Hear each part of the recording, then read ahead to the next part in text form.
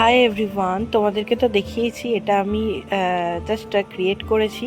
তো এটা তুলতে গিয়েও যতটা বানাতে গিয়ে স্ট্রাগল করতে হয়েছে তার থেকে বেশি স্ট্রাগল যতটা করেছি সেটা হচ্ছে তুলতে গিয়ে প্রচণ্ড স্ট্রাগল করতে হচ্ছে। প্রচণ্ড মিন্স প্রচণ্ড, দেখতেই পাচ্ছ।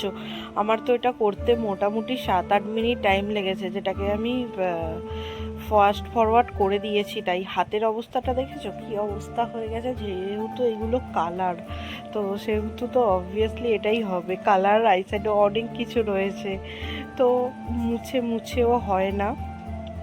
তো আমি যতটা পেরেছি ফাস্ট ফরওয়ার্ড করে দিয়েছি। দেখতেই পাচ্ছ মুখ চোখের অবস্থাটা কী অবস্থা হয়েছে, কালিতে পুরো ভরে গেছে, মানে কালোতে পুরো ভরে গেছে। তো প্রচুর স্ট্রাগল করে তুলেছি। আর কিন্তু ক্রিয়েট করেও কিন্তু খুব ভালো লেগেছে আমার। পার্সোনালি ভীষণ ভালো লেগেছে।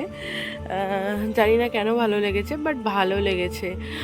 আমি এমনিতেও ড্রয়িং করতে খুবই ভালোবাসি, বাট অনেক দিন বিভিন্ন রকম কারণের জন্য, নিজের লেজিনেসের জন্য আর্টগুলো করা হয় না। বহু বছর বন্ধ ছিল, যদিও আমার 50 ইয়ার পর্যন্ত কমপ্লিট হয়ে আছে, তারপরেও যেহেতু বন্ধ।